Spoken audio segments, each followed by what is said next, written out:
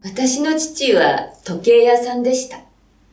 横浜で修行したそうです。当時は花形の職業ということでした。とてもハンサムで、母はハンサムに惹かれて結婚したそうです。裕福な家から貧しい家に顔に惹かれて嫁に行ったから長持ちしないと陰口を聞かれて、母は悔しいから頑張ったと言っていました。私の住んでいる首里は学校の町でした。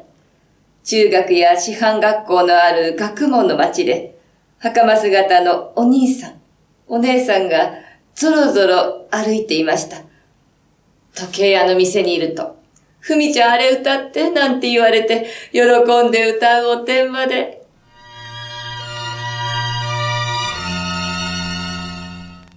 私、こんな顔にならなければ、童謡歌手になりたかったんです。店を舞台に、人だかりの中で歌っていました。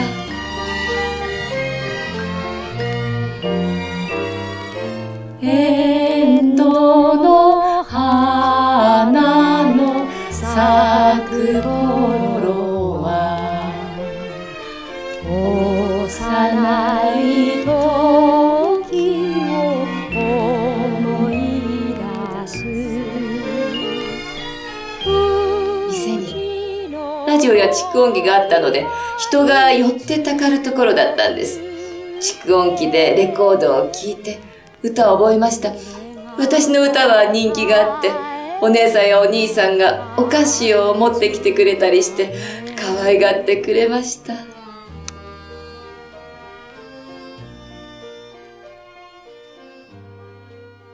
沖縄では重々空襲と言うんですが、戦争に負ける前の年の10月10日、ものすごい空襲があって、那覇が丸焼けになりました。私の住んでいる首里はそれほどひどくはなかったんですが、それでもその流れ玉で蓄音機のラッパに穴が開きました。いつだったか、米兵がパラシュートで降りてきたことがありました。首里城の分院に収容されて、その首を日本兵が切って殺しました。怖いもの見たさでみんなで見に行きましたよ。その時は日本の兵隊さんは怖いなと思いました。でも戦争なんだから当たり前。敵なんだから当たり前。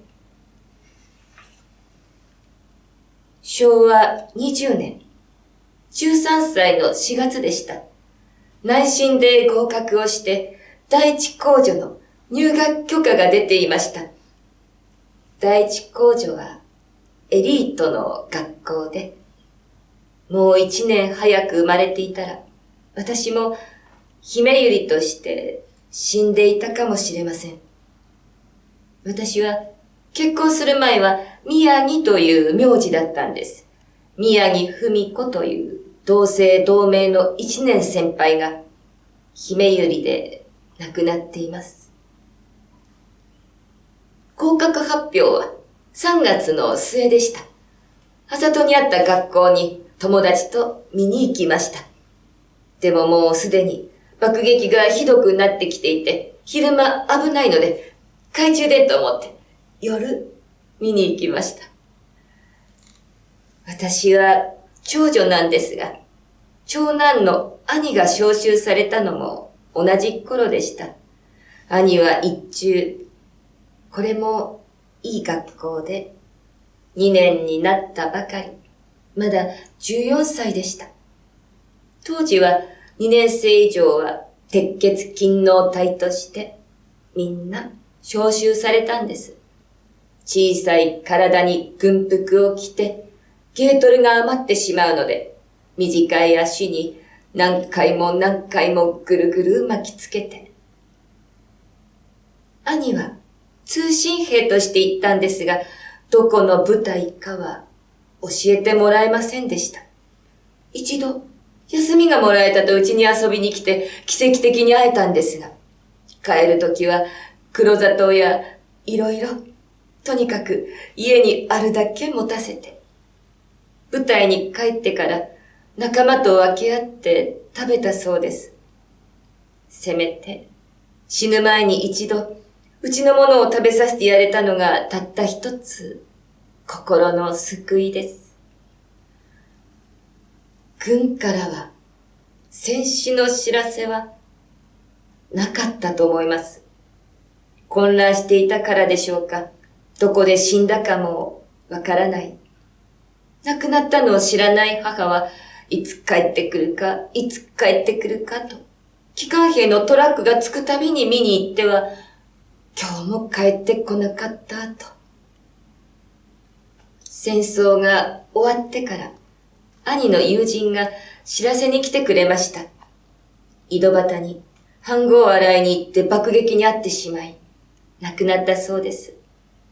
首里と与那原の境目あたりに埋めてくれたそうなんですが、そこにまた爆弾が落ちて、骨も何もバラバラに吹き飛んでしまって。両親が行ってみたんですが、骨も何もなかったそうです。そこの石を拾ってきて、お墓に入れました。一応命日を5月23日と決めて、なんとかもう少し生き延びてくれていたら戦争は終わっていたのに。沖縄では父親と長男のお膳は別というほど、長男は別格なんです。その長男を亡くした親の嘆きは、それはすごかったです。4月からは島全体をアメリカの軍艦に包囲されて、空襲が激しくて家にいられないので、私たちは首里城の下にあるガマで生活をしました。父は防衛隊に所属していたので、何かあると出て行かなければなりません。母は一人でたくさんの子供たちを守らなければならないので、一番上の私をとても頼りにしていました。同じガマに通信隊の兵隊さんたちもいました。ある時、ガマの隙間から爆弾が降ってきて、兵隊さんたちの米俵に突き刺さったんです。不発弾だから良かったようなものの、爆発していたらみんな死んでいました。私たちはおにぎりを作ったり、通信隊のお手伝いをしていたので、兵隊さんたちとも仲良くなって、爆撃のない時は一緒に歌を歌ったりするようなのどかなひとときもありました。でも、ガマの縁に腰掛けて一緒に歌っていた兵隊さんの頭に流れ弾が当たってしまって、歌が急に止まったかと思ったら、隣にいた兵隊さんがパタッと倒れて、ついさっきまで一緒に歌を歌っていた人が動かなくなってしまう。5月30日に首里が陥落して、6月に入ってから私たちは南へと逃げました。一番下の弟を母がおぶって、その上の弟を父がおぶって、私は歩ける弟と妹の手を引いて逃げました。爆撃にさらされる毎日の中で赤ん坊だった弟が最初に覚えた言葉はヒューパンでした。爆風にやられると目の玉が飛び出して鼓膜が破れてしまうので、手でこうやって目と耳を押さえるんです。私が手を引いていた弟は爆弾の細かい破片が刺さって足がパンパンに腫れてしまって、痛くても歩けないと泣くんです。でも歩かないなら捨てていくと父に言われて、あんな小さい子が泣きながら必死に歩くんですよ。雨の多い年で道は今と違って舗装なんかされてないですから、あたり一面泥沼で。昼間は敵に見つかるから夜逃げるんですが、真っ暗でも足がズブズブ入っていく感触で、死体の上を歩いているのがわかるんです。それを何とも思わなくなる。毎日死体ばっかり見ているから麻痺してくるんですね。人間が人間ではなくなってしまう。真っ暗な中で水をすくって飲んで、朝起きたらその水の中で人が死んでいたこともありました。人間の血脂が浮いているような泥水を飲んでも不思議と下痢もしませんでした。もう死んでしまっている子をおぶっているお母さん。死んでしまっているお母さんのお乳に吸い付いて泣いている赤ん坊を。それでも放って逃げるんですよ。そんな自分を悲しいとも思いませんでした。自分の命が危ないと人間はこんなにも薄情になる。日本軍の兵隊さんはガマから住民追い出して自分たちが入って私たちのことはガマに入れてくれませんでした。私が怪我をした時もガマに入れなくて、弾を避けるために母が近くにあった家の布団を出してきてみんなにかぶせました。こんなところにいたらみんな死んでしまうと父が私の手を引っ張って外に出た途端に飛んできた爆弾の破片が顔に当たってしまって、その時父はガマの入り口にいた兵隊さんたちに、娘がこんな目にあってみんなぶっ殺すと叫んでいました。運び込まれた野戦病院では軍医さんがこういうところを怪我したら助からないから治療しないと。どうせ死ぬのに薬がもったいないという感じでした。父は死ぬまででいいからとにかく見てくれと袋に入れて持ってきていた店の時計を渡しました。そしたら治療をしてくれました。重湯を飲めるようになって、この子はひょっとしたら助かるかもしれないと消毒の薬をくれました。家族が待っている U 字型の防空壕に戻って、軍医さんがくれた鏡を見ながら自分で消毒をするんですが、顔の真ん中にザクロのような穴が開いていて、こんな怪我をして生きていてよかったんだか。13歳のほんの少女でしたから。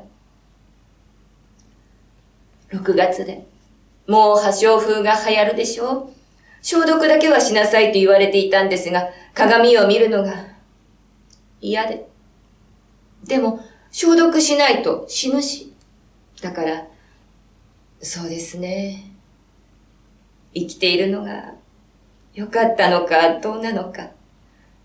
でもね、自分で死ぬっていうのもなかなか難しくて。頼りの私が動けなくなってしまって、もうこれ以上逃げられないと、その U 字型の防空壕を死に場所と決めました。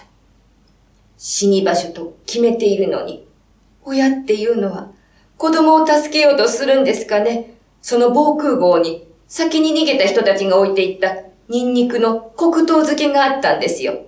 母はそれを砕いて私の口に入れてくれるんです。黒砂糖につけたニンニクで力がついたんでしょう。何よりの薬になって破傷風にもならずに済みました。同じ壕にいた兵隊さんと看護婦さんが手榴弾で自決しました。兵隊さんは即死でした。死にきれなかった看護婦さんが苦しみながら、水をくれと、私たちのところに来るんです。水をやったら、死ぬから、楽にしてあげようと、父が言って、水をあげました。そしたら、静かになって、当時、鬼畜米英という言葉がありまして、アメリカは鬼のような畜生だから捕まったら男は生きたまま八つ咲きにされて、女は強姦されて殺されるとみんな信じていました。そして先人訓という戦争の心得があって、生きて旅衆の恥ずかしみを受けず、捕虜になるのは恥だから、その前に自分で死になさいという教えを毎日暗唱して体に叩き込まれていたんです。だから私たちも父の持っている手榴弾で捕虜になる前に死のうとしました。でも兵隊さんと看護婦さんの自決を見て、手榴弾一つでは二人でも死にきれないのに7人の家族全員死ねるわけがないと思いとどまりました。捕虜になって、どんな目に遭うかわからないけれど、死ぬときはみんな一緒だよと。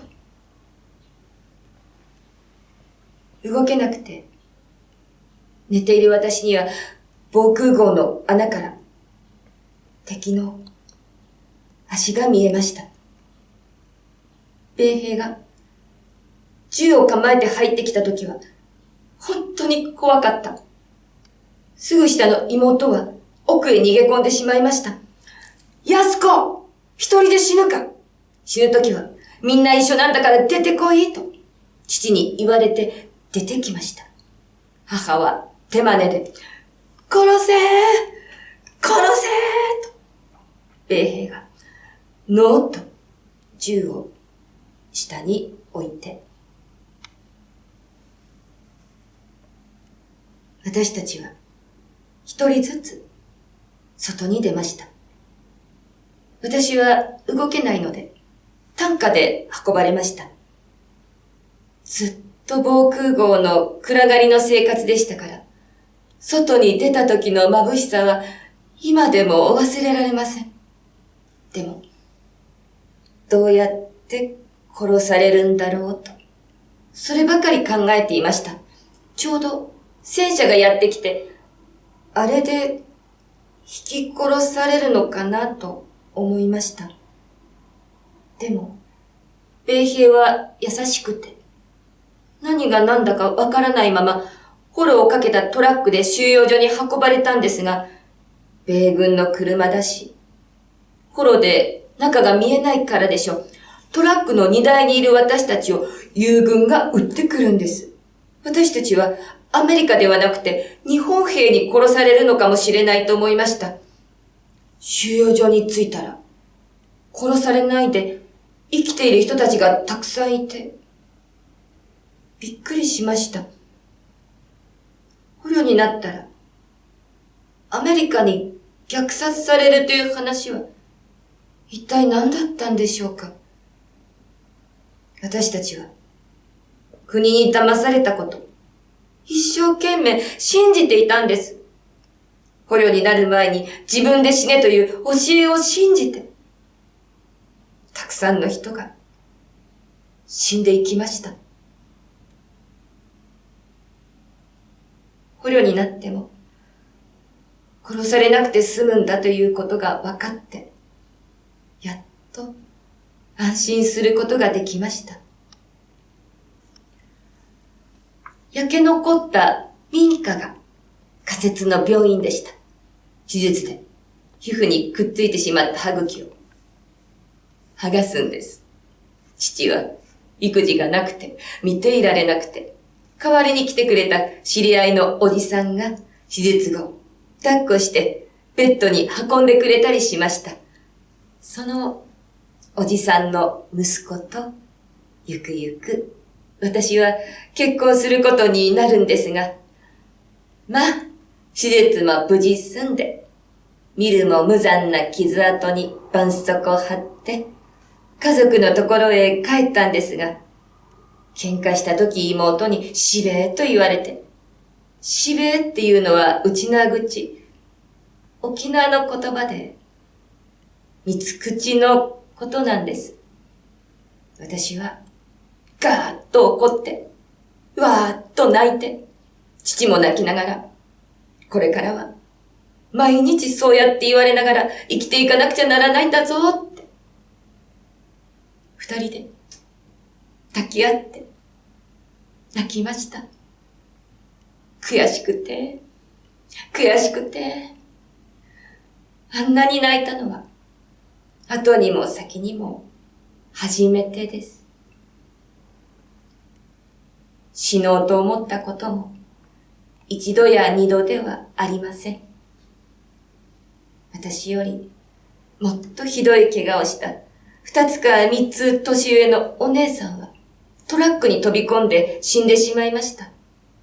うちの親は私も夜中に飛び出すんじゃないかと心配して寝ずの番をしていました。小さい子、残酷だから嫌でしたね。人のこと、平気で指さして変な顔。これが、一番辛かった。子供がいるところからは逃げるようでした。収容所では、台風になると、アメリカの兵隊さんやることがないですから、キャンプから色の真っ黒い人たちが降りてきて、女の人をさらっていくんです。昔は今と低層観念が違いますから、傷物になったら生きておられないんです。レイプされたショックで急に怒鳴ったりするようになったお姉さんもいました。母はかわいそうな人なんだから大きな声を出しても許してあげようねと泣いていました。私も13歳なのでそろそろそういうことも分かっていました。台風が来るとみんな女の人を押し入れに隠したり、男の子みたいに顔に墨を塗ったりしていました。夫婦で食べられる野草を取りに行って、夫の目の前でレイプされた人もいました。ご主人は米兵に銃を突きつけられて、抵抗したら殺されるので、どうしようもなかったそうです。レイプされて、妊娠して、中絶できなくて、いやいや産んだ人もいました。うちの近くにも、レイプされて、やけになって、パンパンになった人もいました。パンパンってわかりますか？米兵相手に売春をするんです。戦争で親を亡くして生きていくためパンパンになった人もいました。そういうお姉さんたちの顔が忘れられないんですよ。その後、どうされたんでしょう。戦争に負けるとこうなるんです。だから戦争はやっちゃいけないんです。手がなくなった人、足を取られた人、骨が見えるほど肉がえぐれたところにはうじが湧きます。腐らないようにそこに塩を詰め込むんです。気が狂ったような叫び声が今も耳に残っています。私も怪我をして大変な苦労をしましたけれども、私が悪いんじゃない。戦争でこうなったんだという負けん気で、これまで生きてまいりました。もともと能天気なんでしょう。自分の顔は自分じゃ見えませんし。私はこの顔のおかげで辛い思いもたくさんしました。だけれども、人様の真心も知りました。夫は、顔はいかついんですが、本当に優しい人でした。優しいから、私みたいのと一緒になってくれたんでしょう。まさか、自分が結婚をして子供までできるなんて思ってもみませんでした。たとえ、結婚できたとしても、この顔ではうまくいかないんじゃないかなって思ったりして、彼でなければ人並みに結婚なんてできなかったと思います。本当に幸せだなと思っています。主人のお父さんは床屋さんで、うちの父が時計屋で、商人同士仲が良かったんです。なんせ手術の時、うちの父は育児がなくて、私の顔を見られなくて、主人のお父さんが付き添ってくれたくらいですから、彼のお父さんも本当に優しい人でした。喧嘩すると主人にいつも言っていました。あなたのお父さんは優しかったよねって。主人と私は幼馴染で、喧嘩友達で、収容所で力を合わせて生きてきたので、お互いの家族のこともよくわかっているし。だからうまくいったんでしょう。でも主人は、怪我をする前の私の顔を知らないんです。綺麗だった頃の私を彼は知らない。写真も子供の頃に家族と撮ったものが一枚あるきりで全部燃えてしまいました。戦後は学校の制度がいろいろに変わったりして、主人は私より2つ年上なんですが、高校では同級生でした。学校へは毎日顔の真ん中に大きな絆創膏を貼って通っていたんですが、やっぱりみんな冷やかすんですよ。喜びの歌でしたっけ？花も通りもっていう歌ありますでしょ？花もっていうのは、うちな口では花がないっていう意味で、それ歌う人がいると彼が言って殴ったりしていたらしいです。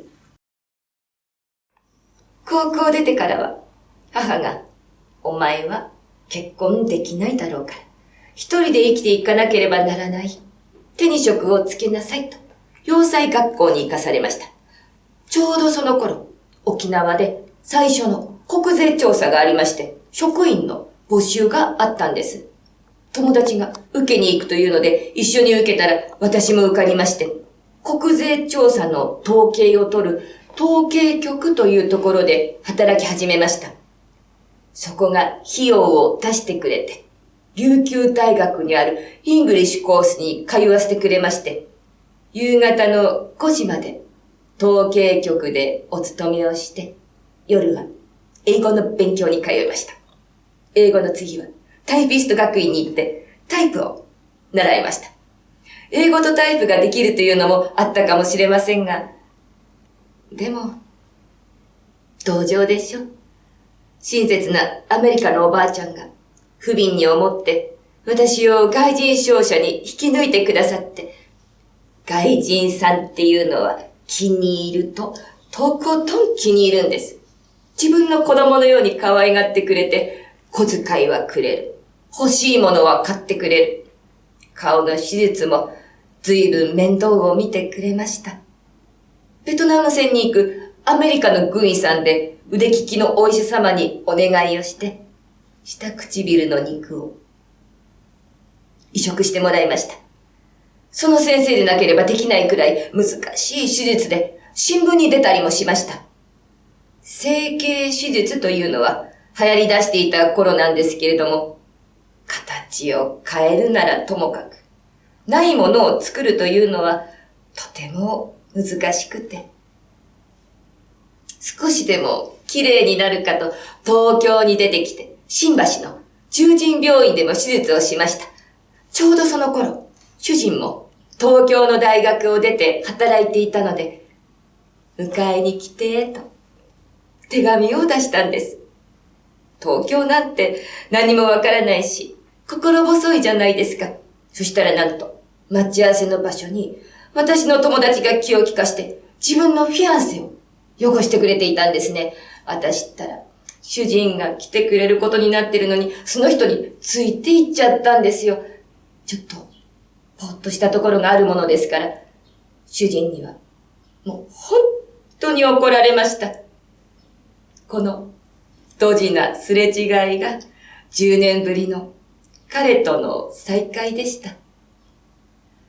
その後、今度は、戦争犠牲者の治療のためと、医師団が沖縄にやってきまして、役所から電話がかかってきました。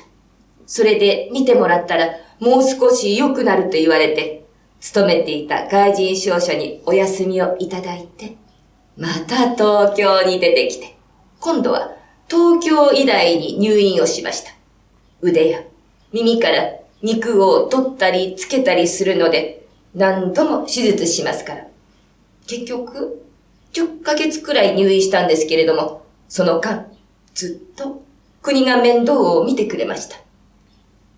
また、20代で、遠い沖縄から来ているということで、皆さん本当によくしてくださって、6人部屋の人たちとも、先生方とも仲良くなって、顔は神経が集中していますから、麻酔バンバン打って、手術、痛いんですよ。でも、若かったんですね。包帯でぐるぐる巻きのミイラみたいな頭で夜抜け出して、ナイトショーの映画をみんなで見に行ったりして、この不良娘なんて先生に怒られたりもしました。勤めていた外人商社の親会社が東京にもあったものですから、外人さんもいっぱいお見舞いに来てくださって、フルーツいっぱいの大きなカゴ持って白いスーツを着た人が、宮城文子さんって入ってくるものですから、周りの人たちが、あんた一体何者とびっくりして、それこそ会社の社長から秘書から入れ替わり立ち替わりパジャマまで持ってきてくださって。そうそう。もちろん、主人も来てくれました。外人商社では、結局、7年お世話になったんですが、めでたく、主人と結婚をすることになりまして。そしたら、私の面倒を見てくれていた親切なアメリカのおばあちゃんに、どういう人か見るから連れてこいと言われまして、彼はビクビクしてましたね。英語喋らなくちゃならないし、いくら大学出たとは言っても彼は片言だし、行きたくないけど結婚はしたいし、ということで、なんとかアメリカのおばあちゃんのお眼鏡にかなったようで、いいだろうということになりまして。もし結婚しなければ、おばあちゃんは私をアメリカに連れて行って薬剤師にさせるつもりだったようです。大変お世話になったのに、ものすごくがっかりさせてしまって、申し訳なかったなって思います。でも、一生一人では生きていけないですし、おばあちゃんになってまでお勤めするわけにもいきませんし、これでよかったんだと思います。私のことをしべえと言った妹は、私より先に結婚をして盛大に結婚式をしました。私は、花嫁姿はしたけれど、できれば、職場の人たちとか、内輪で式を挙げて、あまり人は呼びませんでした。昭和37年4月18日、29歳で結婚をしました。私は宮城文子から新垣文子になりました。本当は新垣なんですけれども、主人のお兄さんが新垣が嫌で新垣にしたそうです。私は新垣の方が良かったと思うんですが、面白いですね。結婚50周年を主人と一緒にお祝いしたかったな。あと2ヶ月で結婚記念日という時に亡くなってしまいました。私、童謡歌手になりたかったってお話ししましたでしょ。主人と一緒にテレビを見ていて、あんな風に歌いたかったなって言ったら、今度お前は歌を歌うような職業についてもっと素晴らしい人と結婚できるよ。やだ、私言ったら。でも私、本当に歌が好きなんですよ。ジョン・レノンっていう人のイマジンっていう曲ですか。あれは、いい歌ですね。私この歌大好きで。英語やってたものですから。自分なりに英語に、日本語に訳してみたりしたんですが、ちょっと聞いてもらってもいいですかね。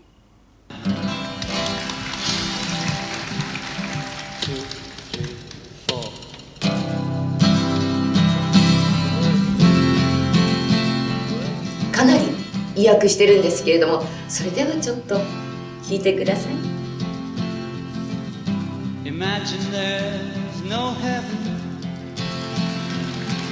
想像してみて。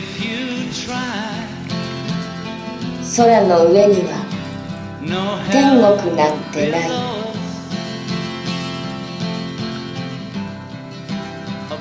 地獄もない。空はただの空。僕たちはただ命を生きている。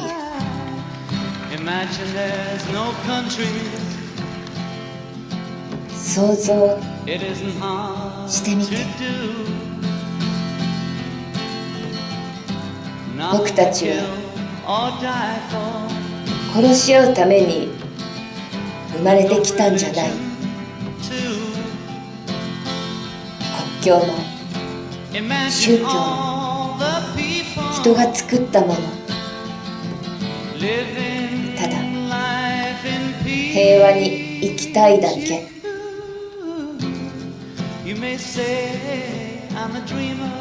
そんなに難しいことじゃないと思うんだ。世界が手をつなげば戦争はなくせるはず。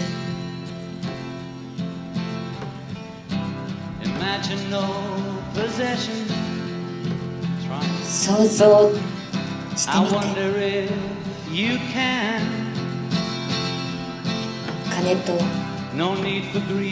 欲望のない世界。自分のものと言えるのはこの体だけ。すべてを分かち合えば世界は一つになれる。そんなに難しいことじゃないと思うんだ。世界が手をつなげば戦争はなくせるはず。お恥ずかしい。ありがとうございました。みんなが願えば世界は一つになれる。そうなってほしいと本当に思うんです。これと同じこと言ったおじいが沖縄にいました。アーゴン将校という伊江島というところの人でした。伊江島は小さい農業の島です。そのほとんどを戦後米軍に取られてしまいました。農民は土地がなくては生きていかれません。土地を返せという運動の先頭に立った本当に立派な方でした。戦争は人が死ぬ。悲しい、苦しい、憎しみ、恨み。戦争を好きな人などいないのに、なぜなくならないか。どうしたらなくせるのか。考えても、私にはわからない。そのモヤモヤをアーゴンさんは晴らしてくれました。戦争はなぜなくならないか。それは儲かる人がいるから。では、儲かる人がいる限り戦争はなくせないのか。そんなことはないと、アーゴンさんは言いました。世界には戦争で儲からない人の方が圧倒的に多い。そのすべての人が手をつないでノーと言えば、戦争をなくせる。戦争は自分たちのこの手でなくしていけるんだと、アーゴンさんは教えてくれました。それはきっと簡単ではないでしょう。現に沖縄では占領された時のまま、アメリカの軍隊の基地があります。街の真ん中に基地があるのは、そりゃ危ないんだけれども、でも、戦争中思えば、あれぐらいどうってことないんじゃないかと思ったり。でも、今は戦争じゃありません。戦争でもないのに、アメリカの軍隊の戦闘機が沖縄の空をあんなに飛んでいるっていうのは、これはどうなんでしょうかね。そんなこと言いながら、私の一番下の弟の嫁さんは、沖縄の嘉手納基地というアメリカの軍隊に土地を貸してお金を受け取っています。儲かるでしょう、いいですねという方もありますが、これは大変な誤解です。好きで貸しているんじゃありません。先祖代々の土地を強制的に取り上げられたんです。そういう地主が沖縄にはたくさんいる。そりゃ、お金は誰だって欲しいです。平和と言うけれど、みんなが基地反対って言うから合わせているだけという人も、そりゃ、中にはいるかもしれません。でもそれが、本当の本心なんだろうか。ぬちど宝という言葉が沖縄に古くからあります。たった一つしかない命こそ宝物なんだよという教えです。お金と命とどちらか一つを選べと言われたら誰だって命を選ぶに決まっています。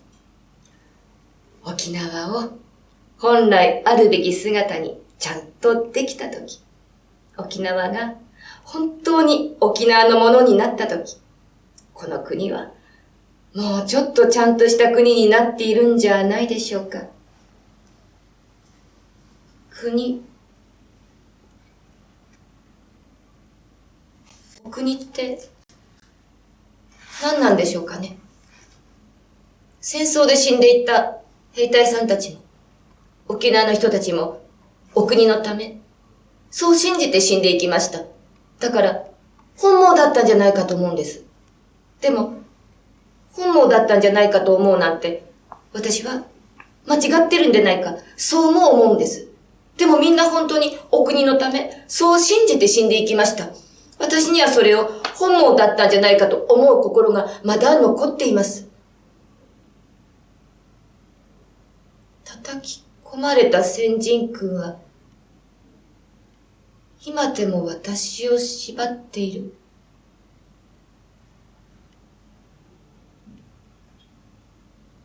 教育って恐ろしいですね。ここまで人の心を縛る力がある。皆さんはお国のために死ねますか？私の兄は、友達は、なぜ死ななければならなかったでしょう？なぜ私は怪我をしなければならなかったんでしょう？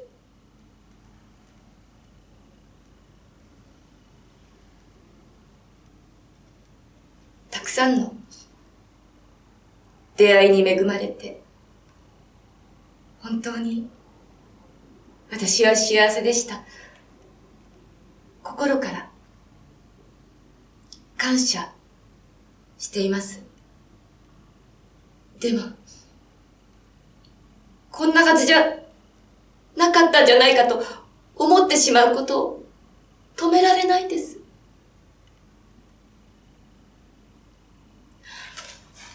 この花、よくできてますでしょ？でも、実は、つけ花なんです。これを取ると、花が欠けてるんです。あるはずの花が、ない。時々、この花の奥から、遠い歌が聞こえてくるんです。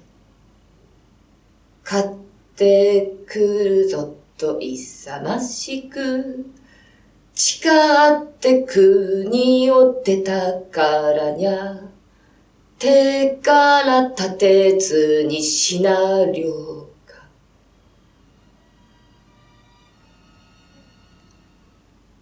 言葉にできない私の思いは、青い空に吸われてゆきます。あの日と同じ青い空に。年度の花の咲く頃は幼い時を思い出す。うちの軒場に巣をくって暮れがたかえったあのツバメ。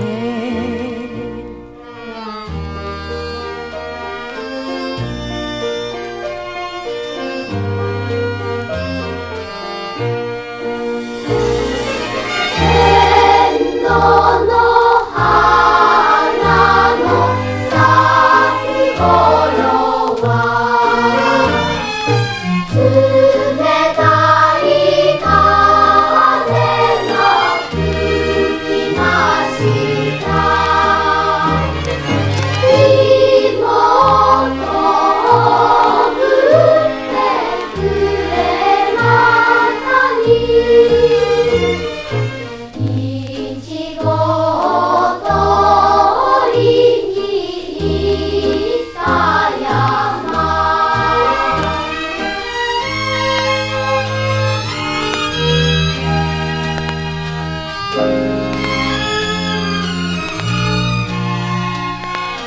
今朝は冷たい風が吹き、風が